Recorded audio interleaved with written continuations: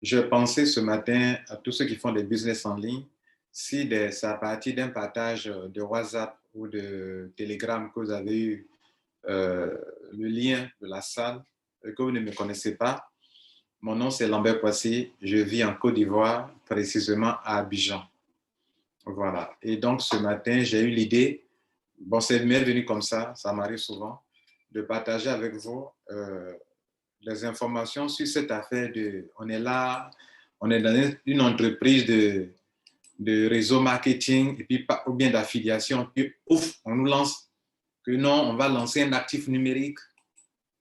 Vous êtes dans une compagnie qui fait de l'investissement d'argent, on vous payait bien, et puis un coup on dit non, on va lancer, comme on appelle, un token, un jeton numérique. Vous voyez là? Ou bien des compagnies qui l'avaient programmé auparavant, hein. Voilà, des compagnies qui l'ont programmé auparavant.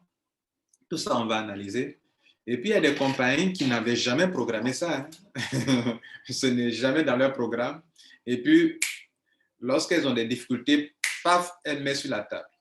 Vous comprenez? Voilà, c'est de tout ça qu'on doit parler. Pour que vous sachiez, quand vous êtes dans une compagnie, si c'est une compagnie qui avait planifié ça, il y a une manière de voir ça. Si c'est une compagnie qui ce n'est jamais dans sur sa feuille de route et qu'elle fait tomber ça un coup, il y a quelque chose.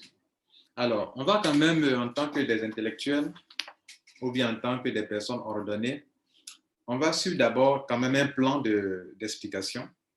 On va définir ce que c'est qu'un ICO, ICO.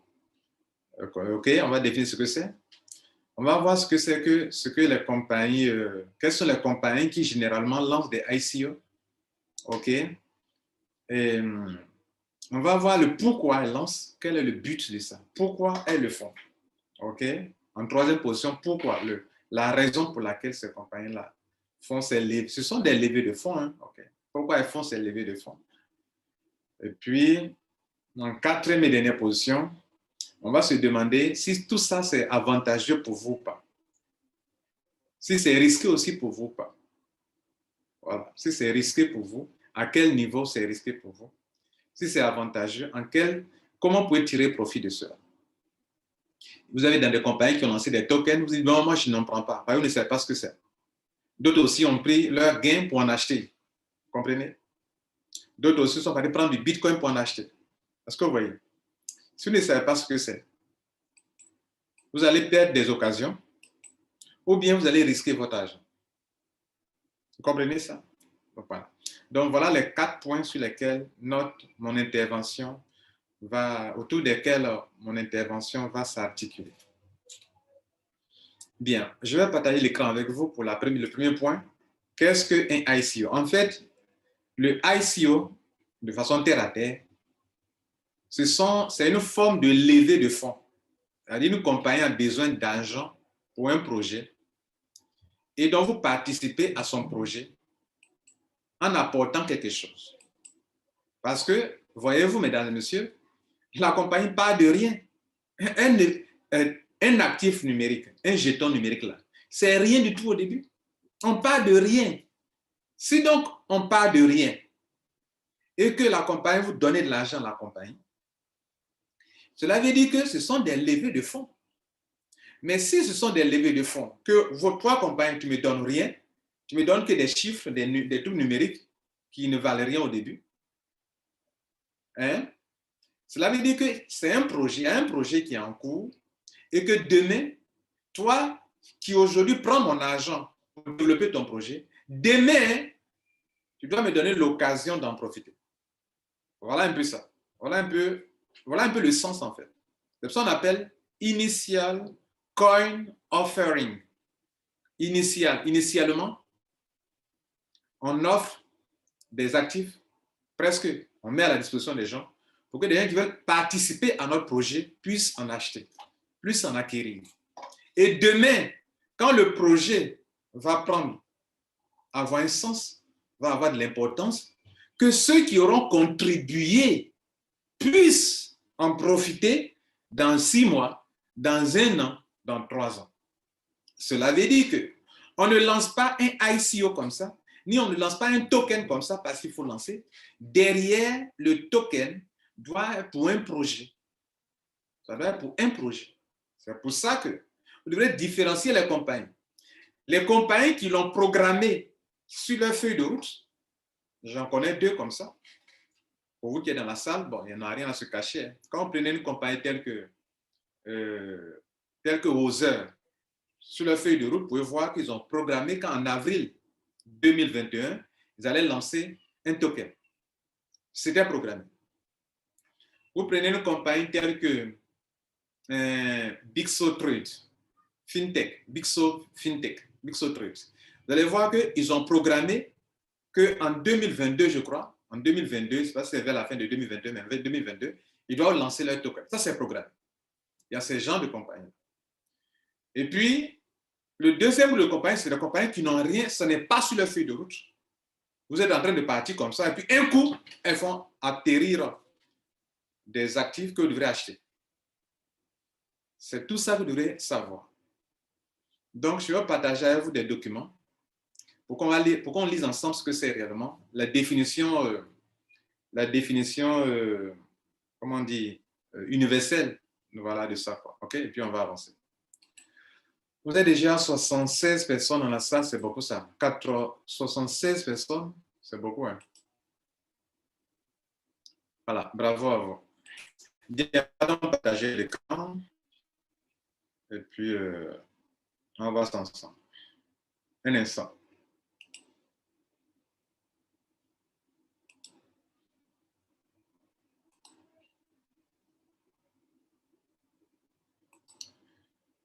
Bien, donc, on va lire ça. Moi, mon but ici, en vous invitant, c'est de vous instruire sur des choses. Pour que, souvent, il y a des choses qui ne devraient pas vous faire peur, mais ça vous fait peur. OK? Inutilement, parce que vous ne savez pas ce que c'est. Si la compagnie fait ça pour vous, c'est que la compagnie a des problèmes. Non, pas forcément. Il y a des compagnies, ça est dans leur programme. Hein. Il y a des compagnies, ce n'est pas dans leur programme. Et ce sont les compagnies pour qui ce n'était pas dans leur programme qu'elles doivent faire peur. Voilà. Par exemple, toi, tu n'as pas programmé, donc ça veut dire que tu as besoin d'argent. Bien, regardez ici.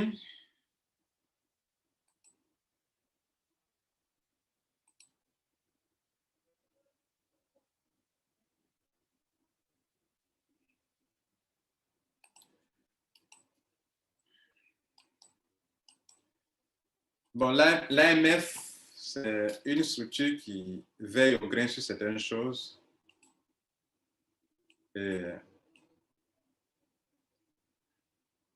alors, qui nous donne une bonne définition ici de ce que c'est qu'un ICO. Regardez là.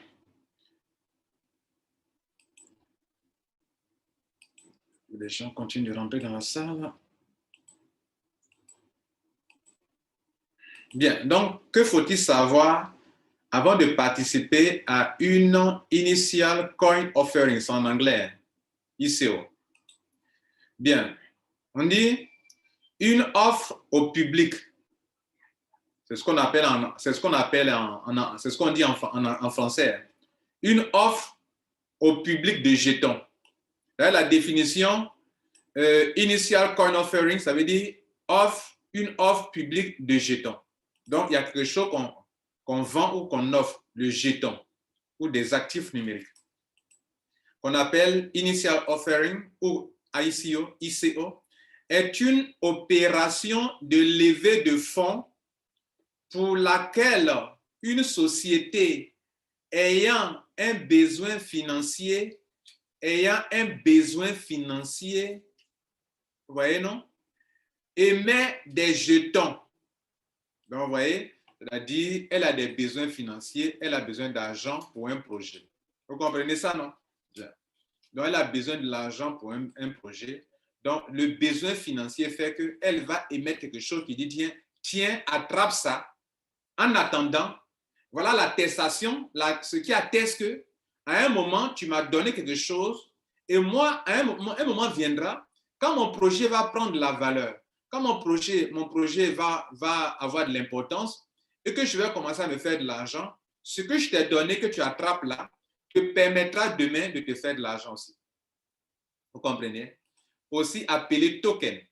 Voilà. Donc, c'est appelé jeton numérique ou token. Token, c'est en anglais et jeton numérique, c'est en français.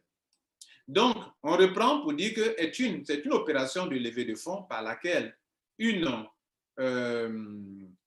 société ayant besoin de financement émet des jetons ou tokens, des jetons numériques ou des actifs numériques, hein, comprenez, auxquels les investisseurs souscrivent principalement avec des crypto-monnaies.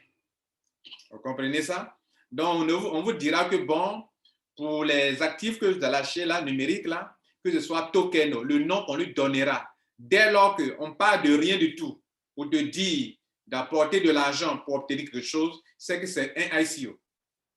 Vous comprenez ça? Dès lors que ça n'a pas coûté quelque chose à la compagnie qui le fait, et que c'est là, la compagnie te dit que, bon, voilà, si tu m'apportes du Bitcoin, tu m'apportes de l'Ethereum, tu m'apportes du USDT, je te donne ça. Alors, dès lors que ça se passe comme ça, c'est un ICO. Vous comprenez? Ces jetons peuvent leur permettre d'accéder dans le futur à des produits ou services de cette société. Vous comprenez, non? La loi Pacte a créé un régime opérationnel encadrant l'émission de jetons. Nous faisons le point. Donc, une ICO est une source de financement alternative réalisée via la technologie informatique blockchain que l'on peut rapprocher du financement participatif. Qui connaît le financement participatif? Le financement participatif qu'on appelle, c'est lorsque une compagnie, une entreprise veut lancer un projet et puis elle fait appel au public. Elle dit au public, bon, venez participer à mon entreprise en me faisant des dons ou en prenant des actions chez moi. Et puis demain, quand mon entreprise va marcher bien, je vais permettre d'en profiter aussi. Donc, c'est comme un financement participatif.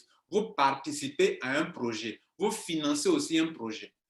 Donc, la question que vous devez savoir, à laquelle vous devez poser, c'est que la compagnie qui me demande aujourd'hui, écoutez-moi bien, la compagnie qui me demande aujourd'hui que moi, mes gains, tu es dans une compagnie d'investissement d'argent, elle dit de prendre tes gains là pour payer les tokens, les jetons numériques là.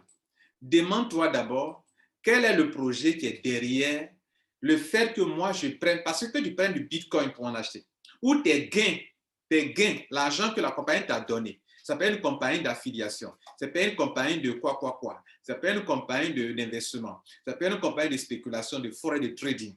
Mais tu as ton argent dans ton back-office et puis elle te dit de prendre ça pour acheter, pour financer. Je dis donc, que l'argent vienne de l'extérieur, en Bitcoin et Ethereum, que l'argent vienne de ta plateforme, on t'a payé, et que tu dois prendre cet argent pour mettre dans les tokens, dans les jetons, demande-toi que ça, dis-toi que ce qu'on te demande de faire, on est en train de te demander, soit volontairement, soit tu ne le sais pas, tu es en train de financer un projet.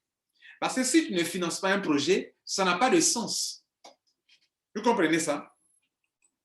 Vous comprenez ça? Si ce n'est pas en train de financer un projet, le ICO est illégal.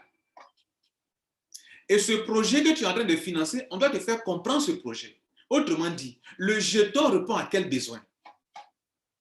Le jeton là, il répond à quel besoin?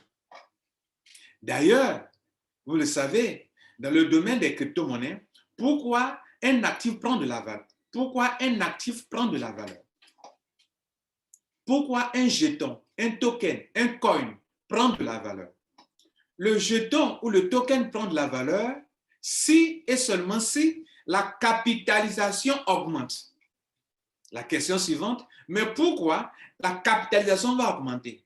Elle va augmenter si et seulement si les gens veulent en acquérir suffisamment alors que c'est en nombre limité. Maintenant, la dernière question, mais pourquoi les gens vont chercher à en acquérir? Et c'est là la vraie réponse à tout ça, la conclusion, c'est que si le token répond à un besoin, si le coin répond à un besoin fintech, un besoin financier, un besoin dans les affaires, c'est en ce sens, c'est ça, pour cette raison seulement que les gens vont chercher à en acquérir. Vous avez vu dans ces derniers temps la montée fulgurante de l'Ethereum. Pourquoi l'Ethereum est en train de concurrencer le Bitcoin. Pourquoi il est en train de monter? Parce que l'Ethereum, les gens se sont rendus compte, les entreprises se sont rendues compte que l'Ethereum répond à un besoin plus élargi, plus vaste que le Bitcoin qui devient comme une monnaie refuge. À part le fait que le Bitcoin soit une monnaie refuge, est-ce que le Bitcoin permet réellement de faire des opérations réelles? Beaucoup d'entreprises sont en train d'opter pour l'Ethereum parce que l'Ethereum répond à un besoin. Et comme le nombre de pièces pour toutes les crypto-monnaies sont en nombre limité et que la capitalisation commence à augmenter, donc l'unité va prendre de la valeur. Si l'unité prend de la valeur, ceux qui, dans le Initial Coin Offering, dans le ICO, ont participé à ce projet, le moment viendra où ils pourront se faire de l'argent. C'est la seule manière pour la compagnie de les récompenser d'avoir participé à son ICO ou à son financement participatif. Vous comprenez là? Donc, revenons dans nos affaires. Tu es dans une affaire, vous avez compris maintenant ce qu'on appelle le ICO, on va avancer. Tu es dans une affaire et puis un coup l'entreprise lance un token, un jeton. La question que tu dois te poser, ça répond à quel besoin votre token, votre jeton? Bon, je ne vais pas faire la publicité de certaines compagnies ici, mais il y a une compagnie qui, actuellement, où je parle, a lancé un jeton numérique, un token, que dans certains pays, les gens peuvent prendre les tokens pour acheter des crédits d'appel, Des Béninois arrivent à le faire, des Sénégalais arrivent à le faire. C'est-à-dire le token de la compagnie là, qui a lancé son token dans le mois de mars, avril là, ce token, les gens arrivent à s'en servir pour faire des achats de crédit d'appel. De crédit de quoi? De Skype, pour appeler à l'international ou pour appeler de portable à portable. Ça sert à quelque chose, comprenez? Donc, je vais dire que moi, au lieu que ça peut me servir ou je peux en acquérir assez, je n'ai besoin d'acheter un crédit de charger mon portable pour faire des appels, mais je charge. Il est en train de pleuvoir, je peux aller dans la cabine, je suis sur Internet, j'ai un token, par un token qui me permet de charger mon portable à distance et de pouvoir émettre des appels. Ça répond à un besoin. Vous comprenez? Bien, on va évoluer. Donc, déjà, vous avez compris que si on lance un ICO, ce qu'il faut retenir dans le premier point, pour qu'on avance, je n'ai que quelques 20-30 minutes pour vous, et les 30 autres minutes, c'est pour vous. Si on lance un ICO ou un token, c'est qu'on est en train de faire des levées de fonds. C'est qu'il y a un besoin de financement. Et donc, le projet pour lequel je donne mon argent et pour lequel on me donne en retour des tokens, pour dire qu'il faut garder ça, que le jour viendra où tu pourras en profiter. Donc, je suis comme un participant à un projet. Et ce projet doit être un projet viable pour lequel je consacre mes gains pour en acquérir beaucoup, ou pour lequel je consacre mon argent, mes actifs, mes bitcoins, mes Ethereum, mes coins, pour en acquérir beaucoup, espérant que demain, comme ça répond vraiment à un besoin, les utilisateurs seront de plus en plus nombreux, la capitalisation va augmenter et ainsi l'unité va prendre la valeur et comme j'ai des milliers sur moi, si l'unité prend de la valeur, je peux m'enrichir avec. Voilà pourquoi on participe à un ICO. Bien, cette première partie vous aura permis de comprendre l'importance d'un ICO. Maintenant, le deuxième point, la définition si vous voulez. Pour les compagnies qui en font usage, quels sont le deuxième point de notre intervention? C'est de savoir quelles sont les compagnies qui réellement en font usage. La plupart du temps, ce ne sont pas les compagnies de marketing de réseau qui en font usage. Ce ne sont pas les compagnies d'affiliation qui en font usage. Ce sont les compagnies qui sont dans le fintech. Dans le fintech, dans les crypto-monnaies et autres, ce sont ces compagnies qui en font usage. Ou bien, des compagnies qui veulent lancer un projet, une compagnie, pas forcément dans le fintech, mais une compagnie comme ça s'apparente un peu au financement participatif. Des compagnies qui veulent lancer un projet peuvent, par cette méthode-là, faire des levées de fonds. Pas forcément dans le domaine de la crypto-monnaie, mais je vais lancer un projet, je lance. Maintenant, la blockchain permet aux entreprises aujourd'hui de donner quelque chose aux gens qui attestent que toi, tu as participé à hauteur de temps quand j'étais en train de lancer mon projet qui n'avait pas encore pris assez de valeur. Et quand demain, ma compagnie va prendre assez de valeur, je vais ouvrir une plateforme de spéculation pour que tu puisses échanger ces tokens que tu m'as appris à l'époque, pour que tu puisses cette fois-ci t'en sortir et te faire aussi de l'argent. Parce que tu m'as aidé à créer mon entreprise. Grâce à toi, je suis devenu une puissante entreprise. Je te donne maintenant l'occasion, toi aussi, d'en profiter. D'où la nécessité pour ces compagnies de créer une plateforme d'échange pour que ceux qui auront contribué, auront participé, puissent à leur tour maintenant gagner de l'argent. Parce qu'au début, c'est moi seul qui gagnais en tant qu'entreprise. On me donne l'argent. Pourtant, ça ne m'a rien coûté. Le token ne m'a rien coûté. Ça ne m'a rien coûté. Je suis parti de rien du tout. Et je vous ai dit, donnez-moi de l'argent. Achetez, je vous donne. Je donne mes fonds des bonus. On peut donner aussi cadeau. Parce que ça ne coûte rien à la compagnie. Mais toujours est-il que les gens payent quand même. Même si la compagnie donne fait aussi cadeau, mais ça ne lui a rien coûté. Elle n'est pas partie acheter comme aller acheter un produit et puis venir revendre. Ça ne lui a rien coûté. Elle est partie de rien du tout. Donc, si elle est honnête, elle doit vous donner plus tard l'occasion, vous aussi, de gagner de l'argent. Maintenant, si une compagnie, elle le fait une fois, vous avez déposé vos montants, elle vous a donné les actifs, ça est dans votre poche. Et puis, elle ne monte pas la plateforme de spéculation. Et puis, demain encore, elle dit encore, voilà un deuxième encore, venez encore. Elle a fait une première levée de fonds. Elle a eu l'argent. Elle n'a pas encore donné l'occasion pour vous de vous en faire aussi. On est là encore. Et puis encore, elle lance encore un deuxième ICO encore. Elle dit, venez encore, prendre encore. Vous voyez qu'il y a un problème. Bien. Maintenant, les compagnies qui le font, ce sont les compagnies qui ont besoin de financement. Pas forcément les compagnies de crypto-monnaies. Mais quand une compagnie le fait, la définition, on l'a vu tout à l'heure, quand une compagnie le fait, c'est qu'elle a besoin d'argent. Elle a besoin d'argent. Donc, le token qu'on vous donne, ça témoigne que vous avez participé à hauteur de temps. Et demain, de façon proportionnelle, vous pouvez gagner gros, de façon moyenne, ou une petite somme d'argent, selon votre participation. Et c'est juste. Et c'est la blockchain qui permet de gérer ça. Bien, donc on vient de finir, donc, mesdames et messieurs, la deuxième partie. La troisième partie de notre intervention est de savoir pourquoi ces levées de fonds. Ces levées de fonds surviennent à deux niveaux. Souvent, des compagnies commencent leur business, les compagnies de réseau, comment on appelle, de trading, de forex et tout cela. C'est ce qu'on observe dans ces derniers temps. Hein. C'est ce qui m'a poussé. Je me rends compte que dans ces 2 derniers mois, beaucoup de compagnies d'investissement en ligne, beaucoup de compagnies de spéculation, de trading, de forex, à un certain moment, elles lancent un token. Et elles demandent à ce que les membres utilisent leur argent qu'ils devraient retirer par Bitcoin ou par Ethereum. Ils leur demandent de passer par leur token là, d'utiliser leur argent pour en acquérir. Dans certaines compagnies, même, les gens ont lancé des retraits, on n'a pas payé leur retrait, leur argent, et la compagnie leur demande d'utiliser leur argent là pour en acquérir. C'est au choix du membre d'utiliser soit ses gains pour en acquérir, ça ne doit pas être imposé, ou bien de ne pas acquérir avec ses gains. Mais c'est comme ça. D'autres, à un moment, comme ton retrait tarde, tu préfères, au lieu que ça tarde là, que tu préfères en acheter. Sinon, tu perds l'occasion, puisque le ICO est une période. C'est une période bien donnée. Si la période passe, tu ne peux plus en acquérir au prix. Et puis, plus le temps passe, le montant, la valeur augmente. Et donc, si tu veux attendre longtemps, tu vas payer cher. Pendant que tu as ton gain, tes gains qui sont là, et tu es obligé d'utiliser pour en acquérir. Maintenant, en acquérant, il faut réfléchir. Est-ce que ça va te profiter demain ou bien ça ne te profitera pas demain? D'autres préfèrent en acquérir parce que ça va les profiter demain. D'autres voient que c'est un peu de la foutaise, mais bon, voilà un peu ça.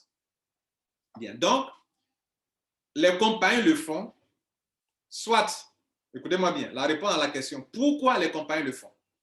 Les compagnies le font parce que c'est programmé dans leur plan. Je vais vous montrer l'exemple de 2 compagnies qui l'ont programmé dans leur plan. Vous voyez là? D'autres compagnies le font parce que c'est programmé dans leur plan. D'autres compagnies le font parce qu'elles ont besoin d'argent. Ah oui, elles ont un besoin financier. Elles ont besoin d'argent. Donc, elles partent de rien du tout. Elles vous demandent de leur apporter de l'argent. Mais d'autres ne le disent pas clairement. D'autres sont honnêtes pour dire que nous, par rapport à tel projet, voilà, on a besoin d'argent. Donc, si vous voulez participer, voilà le projet. Vous aussi participez. Demain, on va mettre notre plateforme de spéculation en place pour que vous puissiez en profiter. D'autres, Ce n'est pas dans leur plan. Mais à un moment, elles ont besoin d'argent. Et donc, elles lancent un token. Je vais vous montrer 2 compagnies où ça est dans leur plan. Pas pour faire la publicité de ces compagnies, mais pour vous montrer comment ça se passe. Voici une compagnie. Bon. Regardez ici. Dans son plan, depuis 2018, on sait chaque année ce qu'elle fait. Et regardez ici.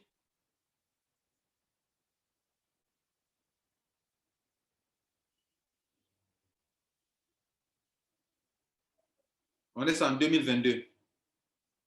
2022, regardez ici. Test en 2000, à la fin de l'année 2000. Regardez ici.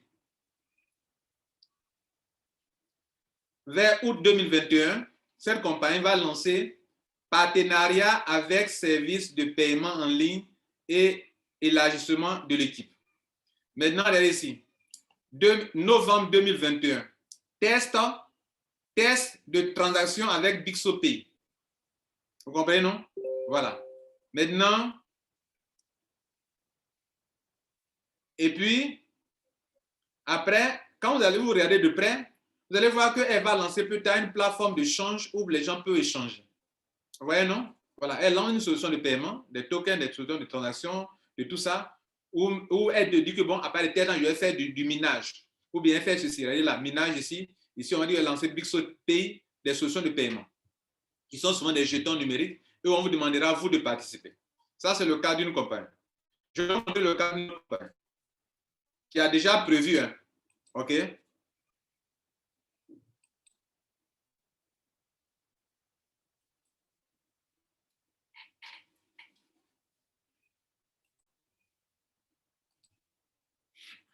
C'est-à-dire, vous devrez savoir ça d'avance.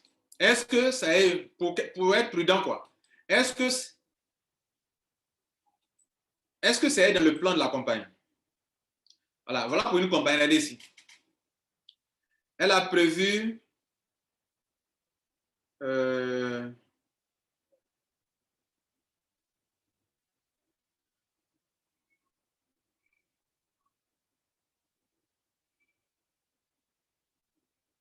voilà, regardez ça là.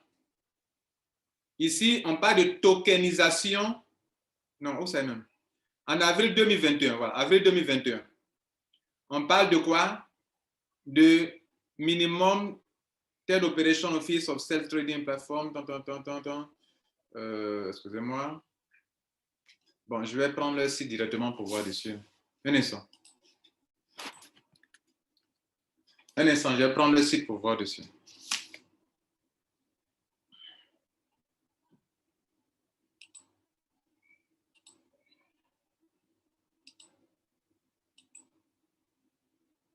Voilà, donc c'est ici.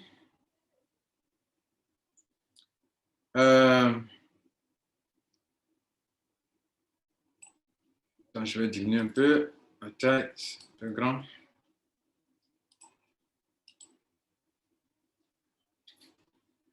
Bon, souvent la lecture du tableau, souvent vous ne faites pas dans vous tromper. Donc ici, ce qui descend en bas, ce qui descend là, excusez-moi. Ce que je veux vous montrer, c'est que la compagnie dans laquelle vous êtes là, est-ce qu'elle a déjà prévu un truc de ce genre? OK, regardez ici. Décembre 2020. Décembre 2020, elle met là, regardez en bas là, décembre 2020, tokenisation of a patent product user wallet. Donc, ils vont créer un token. OK? Bien. Et aujourd'hui, en 2021, on dit, bon, ils vont commencer à ouvrir leur plateforme. Bien. Pour que les gens puissent faire des opérations sur la plateforme de change. Je n'ai pas partagé l'écran, excusez-moi. Est-ce que vous avez partagé l'écran? Est-ce que vous voyez? Je n'ai pas partagé l'écran, excusez-moi. Excusez-moi. Donc, tout ce que j'ai dit là, c'est 0. Bien. Donc, la première compagnie, je vous ai dit que regardez ici, elle vous dit ici, depuis, elle vous dit déjà, pendant que vous êtes en 2021, elle vous dit que vers la fin de 2021, regardez là, ils vont lancer un service de paiement en août 2021. Vous voyez là? Bien.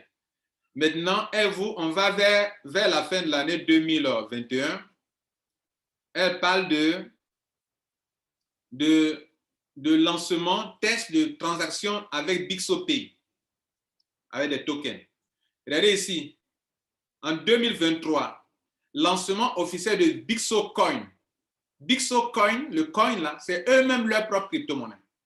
Donc, la question est de vous montrer, est-ce que la compagnie dans laquelle vous êtes, puisqu'on a vu tout à l'heure que c'est un moyen pour la compagnie de se faire financer. Ça a été écrit là, ici. Regardez ici. On a bien dit que c'est pour un besoin de financement. On dit que par laquelle une société ayant un besoin de financement émet des jetons, émet des coins, émet des tokens, dont elle a besoin d'argent. La question est de savoir, est-ce que la compagnie dans laquelle tu es actuellement et qui a lancé ça, est-ce qu'au début, c'était dans son plan? Et puis, est-ce que c'est à la date dans laquelle vous trouvez là? Et c'est dans cette période qu'elle devrait lancer ça? Voilà la question que je devrais vous poser. Donc, je suis en train de nous montrer deux entreprises qui le font. OK? Vous prenez cette entreprise-là, regardez ici, cette entreprise, une autre entreprise ici. Je ne suis pas en train de vous dire d'aller rentrer dans ces compagnies. Je vous montre des exemples. Et ces compagnies-là, pendant que je parle, les gens qui sont dedans ont pu acquérir. Regardez ici, cette compagnie-là a dit en décembre 2020, tokenisation de tant. Donc, elle a dit ça depuis en décembre 2020. Et en avril 2021, regardez là, vers la gauche ici, là, elle dit minimum 10 operations for self-trading platform across the globe. Donc, et leur token permet à des gens de charger leur crédit d'appel. Leur token actuellement. Bon, bref. Bien, revenons donc à notre mouton. Donc, voilà la première catégorie de compagnie. Et il y en a plein, ce n'est pas ces deux-là seulement qui font ça. La compagnie, tu y rentres dedans, que ce soit une compagnie de trading, de spéculation, elle te dit que voilà notre feuille de route. En 2021, on va faire ça. Ça arrive, elle fait vraiment. En 2022, on va faire ça. En 2023, là, la compagnie vous aura déjà prévenu qu'à telle date, on fera telle chose et telle chose. Ça, c'est un groupe de compagnies.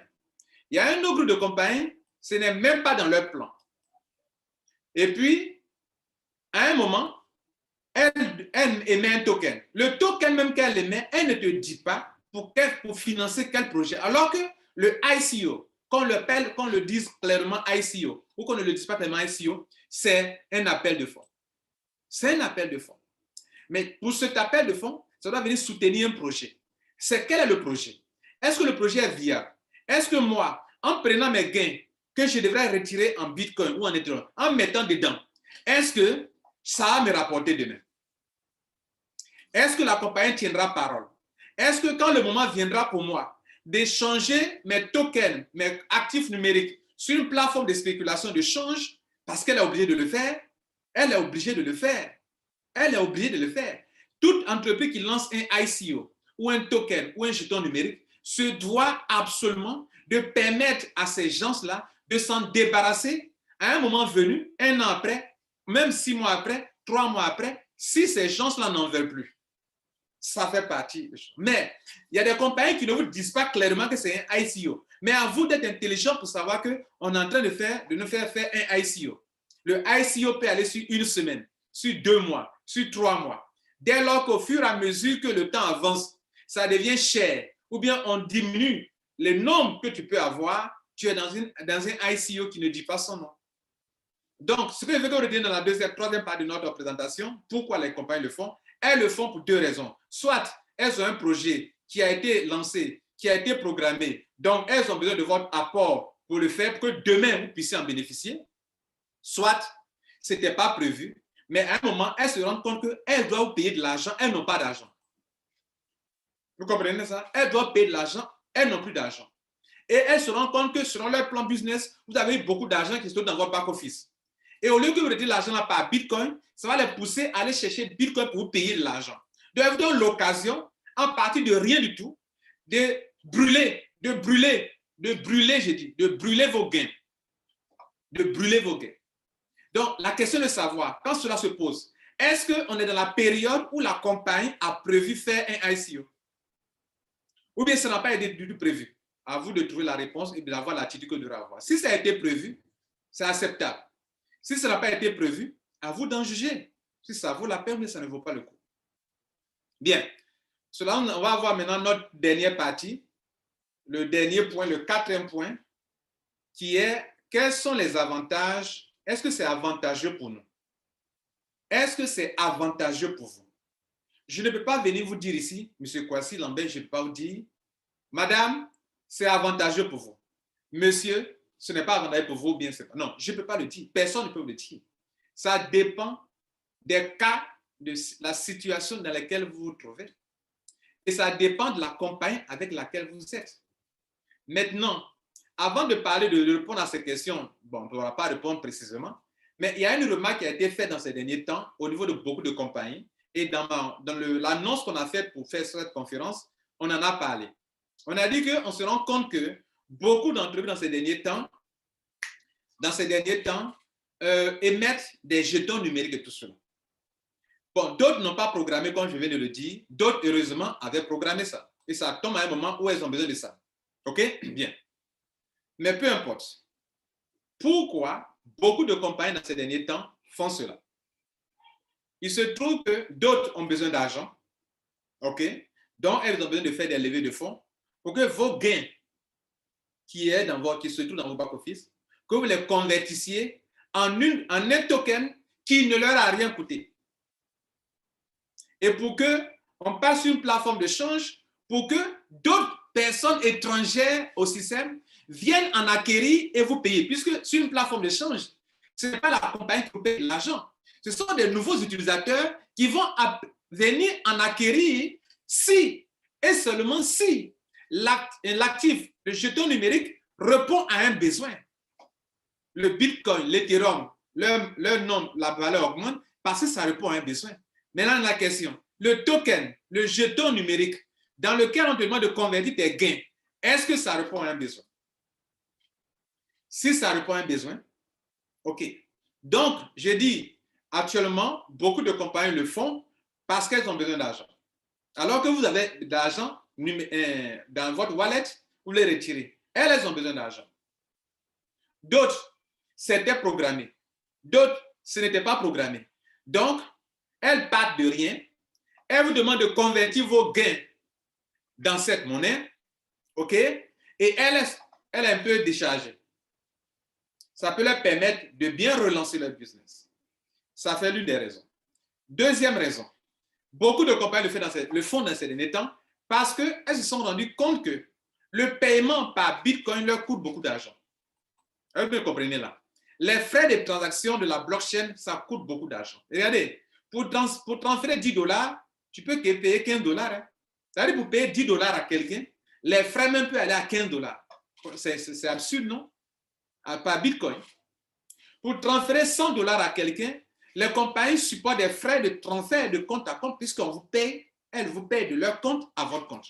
Donc, les frais de la blockchain sont tellement élevés que beaucoup de compagnies cherchent à contourner les frais de transaction. Beaucoup de compagnies où les gens retiraient l'argent chaque jour étaient obligés d'espacer ça chaque 2 semaines parce que les frais sont élevés.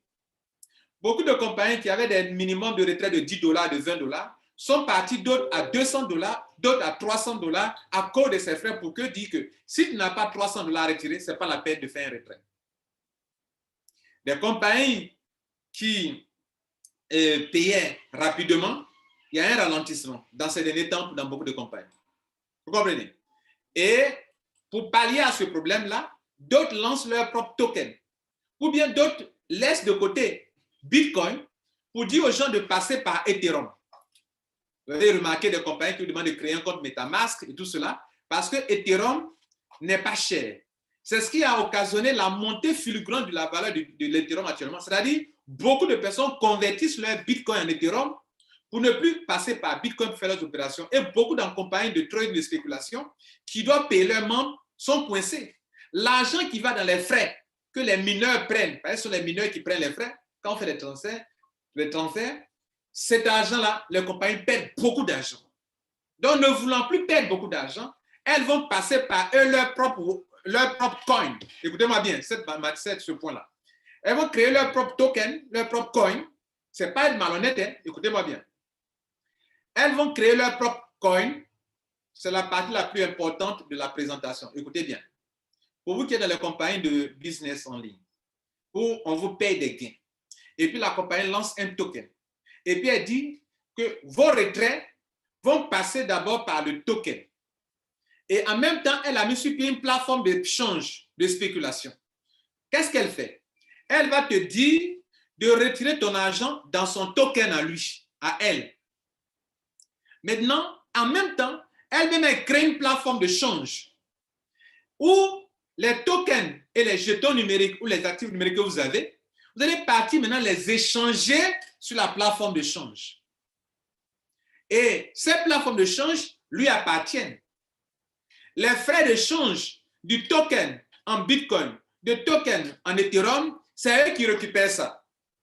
Donc, on a contourné le Bitcoin et on a contourné les frais. Et si les frais de change il y a, c'est la compagnie elle-même qui a lancé sa plateforme de change qui va récupérer les frais de change, c'est-à-dire de son token, de votre token au Bitcoin, de votre token à Ethereum. Vous notez qu'il y a des frais que la compagnie va prendre. Ça permet à la compagnie, au lieu que dans les retraits, ce soit les mineurs de la blockchain qui récupèrent ces sommes colossales d'argent dans les frais, quand on a affaire à des millions de personnes, qu'on doit payer des millions de personnes, ça fait beaucoup d'argent que ces compagnies-là perdent. Donc, elles veulent contourner cela. Mais elles ne vous le diront pas comme ils sont en train de vous l'expliquer. Il faut comprendre un peu la bataille pour comprendre, pour vous expliquer ça.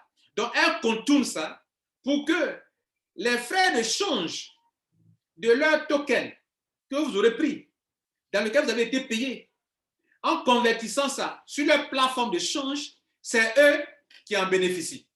Au moins, elles auront évité les frais de transfert de Bitcoin à votre compte. Maintenant, ça fait d'une pierre deux coups. Ceux qui ont pu convertir leurs gains dans cette monnaie, nouvelle monnaie que la compagnie a créée, vous avez transformé vos gains, ça peut prendre la valeur. Ça, pour répondre à la question, si c'est avantageux ou bien si c'est risqué. Si vos gains, vous convertissez en ce token, et que ce token est un vrai token qui va prendre, derrière lequel il y a un bon projet, comme je vous ai expliqué en introduction. Donc, le projet va prendre et le token va prendre la valeur. Si le token coûtait auparavant juste 0,1 dollar et que tu en as eu beaucoup grâce à tes gains que tu as convertis dans ce token, ou bien tu as retiré tes gains dans ce token, et sur la plateforme de change, tu attends, les tokens prennent de la valeur et que tu convertis en Bitcoin, tu auras eu beaucoup d'argent en convertissant en Bitcoin parce que le token a pris de la valeur. Mais si il ne prend pas de la valeur, quand tu convertis en Bitcoin, tu as moins que ce que tu devrais avoir. Tu avais 100 dollars là-bas, mais comme le token n'a pas pris de la valeur et qu'il a chuté, et que toi, tu es en train de convertir en Bitcoin, si tu devrais avoir 100 dollars de Bitcoin, tu n'auras pas 100 dollars de Bitcoin. Ton token ne vaut rien du tout. Vous comprenez ça? Donc, comprenez un peu l'esprit, ce qui les pousse à faire cela. Voilà un peu l'une des raisons. Maintenant, est-ce que c'est avantageux pour toi? Ce n'est pas avantageux si tu convertis dans un token qui n'a pas d'avenir, qui ne répond à aucun besoin des utilisateurs, mais c'est avantageux pour ceux qui, soit l'ont acheté directement parce que vous voulez participer à un ICO, sachant que c'est un vrai projet et que demain ce coin va prendre la valeur, c'est un avantage énorme pour vous. Vous pouvez devenir riche avec ça. C'est aussi un avantage pour vous qui avez de l'argent. Et puis, la compagnie vous a plus ou moins imposé de retirer votre argent dans leur token. Ça peut être aussi avantage pour vous si demain ce token prend de la valeur. Je vais vous donner un exemple. Vous avez deux groupes de personnes. On vous a payé dans leur token, dans leur coin. Dans leur coin. Ce coin dans lequel on vous a payé, vous avez deux membres. Il y a un qui a gardé son argent dans le token. Et puis le token a pris de la valeur. Les deux ont retiré 100 dollars et ont reçu la même quantité de tokens. Dès qu'ils ont reçu la même quantité de tokens, le premier est parti rapidement convertir sur la plateforme de change ses tokens en Bitcoin en Ethereum. Il va avoir l'équivalence sur le change. Le deuxième n'a pas fait ça. Il a gardé ses tokens sans convertir en Bitcoin et en Ethereum. Il a attendu que ça prenne beaucoup de valeur et 2 mois après, il convertit en Bitcoin et Ethereum. Ce dernier est plus intelligent, il a de l'intelligence financière et il gagnera plus d'argent que le premier qui était précipité. Mais il y a le revers de la médaille. Quand on lance un token, la valeur peut être élevée et puis les gens se précipitent dessus. Dès que les gens rentrent dedans, la monnaie chute. Pourquoi? Parce que pour toute crypto-monnaie, les compagnies qui les lancent ne livrent pas toutes les monnaies. Lorsqu'ils ont vu que la monnaie a pris de la valeur, elles vont déposer encore dans les monnaies le reste des tokens et comme c'est la capitalisation qui est divisée par le nombre de pièces qui donnent la valeur, la monnaie il n'y avait pas assez de tokens, donc la valeur était à $5. Mais ils ont vu qu'il y a de l'argent, donc ils vont déposer encore de l'argent, donc ça a baissé. Si ça baisse, vous perdez. Par exemple, regardez ici, le Bitcoin, pendant que je vous parle, sur les 21 millions de pièces, il n'y a que 18 millions et quelques qui sont en circulation. 18 millions, presque 19 millions qui sont en circulation. Les 21 millions de pièces ne sont pas encore minés, au niveau de Bitcoin. Le jour, si tout de suite on injecte tous les 21 millions de pièces dans le système, le Bitcoin va perdre un peu de sa valeur. Parce que c'est capitalisation. Divisé par le nombre de pièces, il donne le déduit de valeur. Donc, les compagnies peuvent vous attirer avec une valeur que ça vaut tel montant. Mais dès qu'elles vont déposer encore une certaine somme de gens, un certain nombre de pièces, ça va diminuer encore. Donc, à vous de savoir vous y prendre. Moi, mon rôle aujourd'hui devant vous, je vais m'arrêter là, c'est de vous éclairer pour que vous soyez, votre intelligence, savoir cerner tout ce qui se passe devant vous-même, pour que vous sachiez quand une compagnie fait ça, on est dans quel cas de figure et quelle est l'attitude qu'il faut avoir. Vous comprenez ça? C'est mon but en vous faisant cette petite formation, cette petite conférence. Je vais m'arrêter là. Je vous donne l'occasion de poser des questions. Je vous remercie. Bien. Si vous voulez poser des questions, j'aimerais qu'on aille sur des cas, des généralités. Ne posez pas les problèmes de vos compagnies. Sinon, on ne va pas sortir d'ici. Si vous avez été très attentif, lors de ma présentation, j'ai présenté le cas de 2 groupes de compagnies. Des compagnies qui n'étaient même pas dans leur programme. Et puis un coup, on lançait un premier ICO. Vous allez déposer votre argent.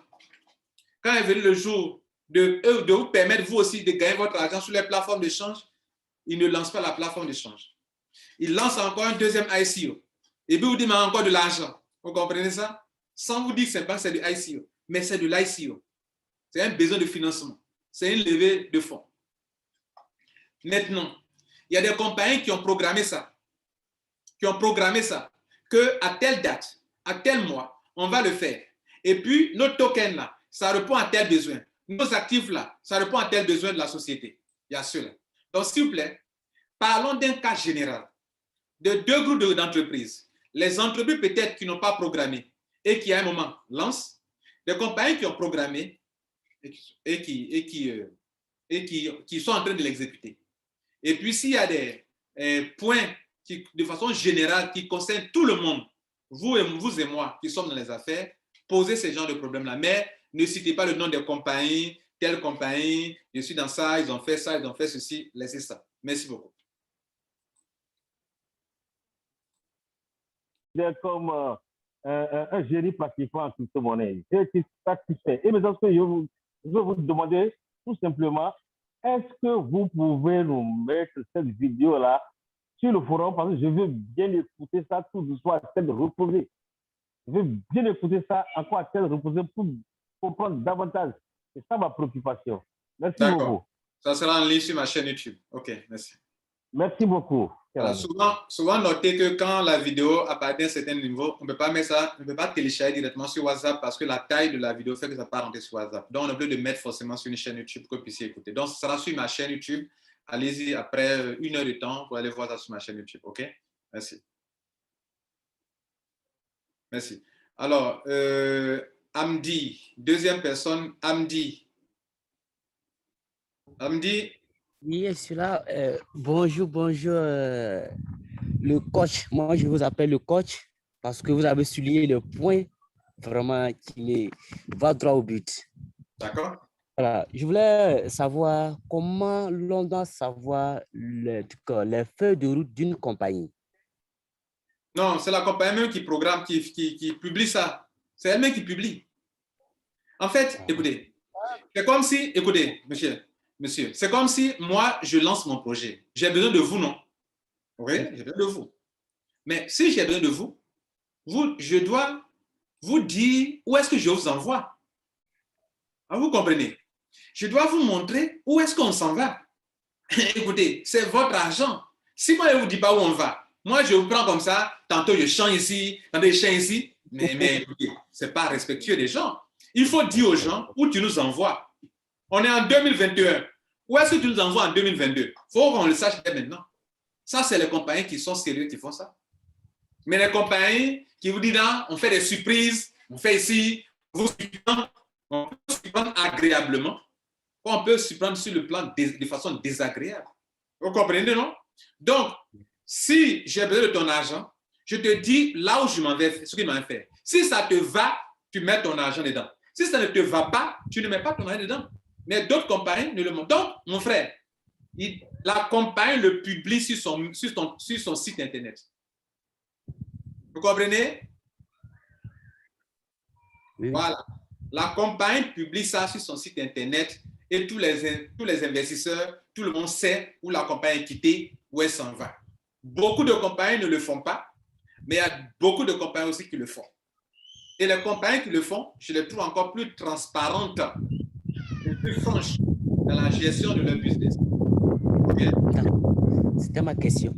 Merci. Merci. Merci. Je viens juste de prendre, comme on appelle, le truc en marche. Ouais. J'étais à l'hôpital, mais j'ai tenu à ce qu'on enlève, comme on appelle, la perfusion qu'on était en train de me faire là pour que je vienne m'asseoir dans la voiture. Ah, c'est pas bon, hein? C'est pas bon. Voilà. Non, ça va. Ça va, parce que c'est mon petit frère en Allemagne qui m'a envoyé le lien. Donc, il fallait que je coûte. Mais dans un premier temps, comme je vous l'ai dit au départ, je voulais vraiment te dire merci. Merci parce que on s'est vu à 2 ou 3 reprises lors des réunions de Crowan, comme on appelle, aux 2 plateaux, 7e tranche. Et puis après, bon. Mais depuis lors, vous et moi, on n'a pas encore eu le temps d'échanger. Vraiment, je voulais dire un grand merci. Je viens de prendre le train en marche, mais avec les 2 questions que les gens ont posées, j'ai compris. Et moi-même, c'est à cela que je m'attendais.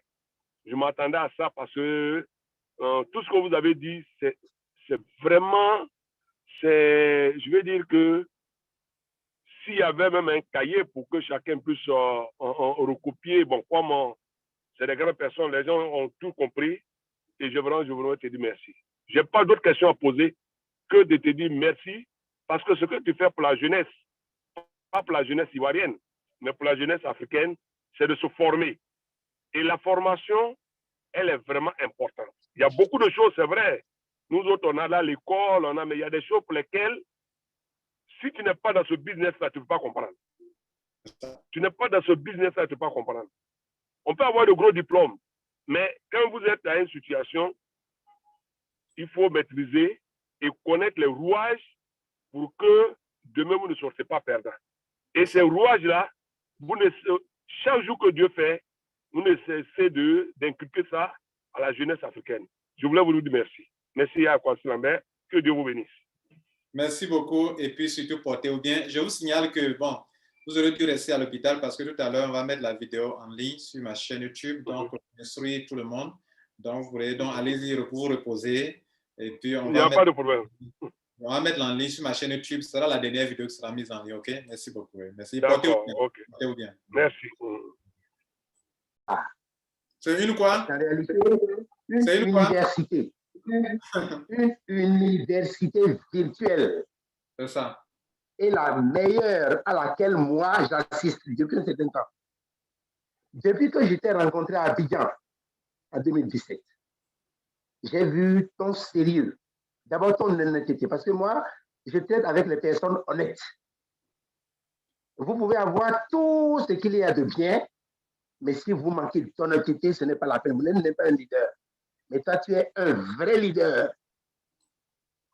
Et tu es en train d'impacter l'Afrique tout entière et peut-être au-delà même de l'Afrique.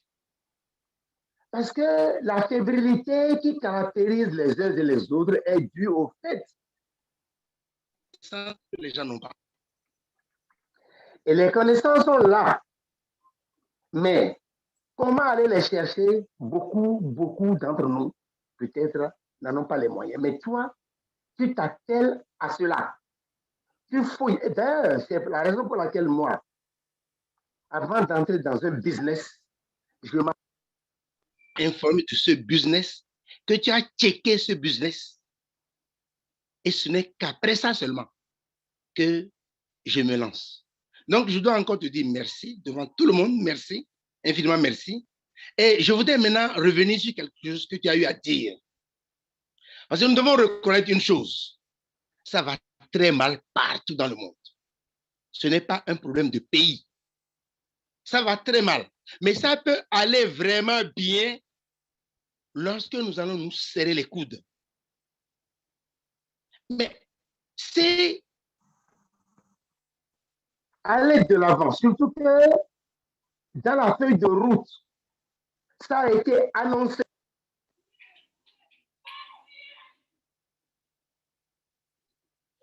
Allô? Oui, monsieur, oui, allez-y. Oui, allez-y. C'était un peu entrecoupé, mais ça va. Allez-y. Voilà. Ça veut aller? Voilà. Oui, surtout que dans la feuille de route, ça a été annoncé qu'à tel moment, il y aura tel moment, il y aura tel. Pourquoi est-ce que nous ne devons pas nous mettre ensemble?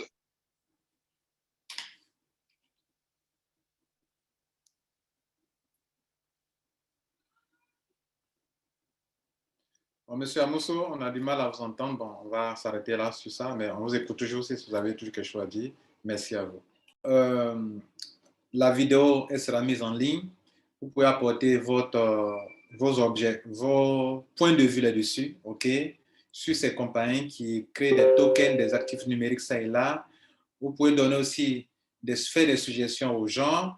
Vous pouvez apporter de la valeur aux gens en dessous de la vidéo. Il y a des choses peut-être que je n'ai pas dites ou bien peut-être que j'ai fait une erreur quelque part. Je ne détiens pas la vérité absolue. Vous pouvez commenter, donner votre point de vue et on va apprécier. Merci beaucoup. Passez une bonne journée et que surtout, Dieu vous garde et beaucoup de succès. Soyez prudents dans les business dans lesquels vous entrez. Et n'oubliez pas, ne mettez pas dans une compagnie ce que vous n'êtes pas prêt à risquer. Deuxième chose, ne mettez pas tous vos œufs dans un seul panier. Troisième chose, on ne met pas les deux pieds à la fois pour tester le fond de l'eau. On ne met pas les deux pieds à la fois pour tester le fond de l'eau. Quatrième chose, n'ayez jamais confiance à 100% en une compagnie en ligne, même si elle a des bureaux. C'était la Kwasi. Ciao.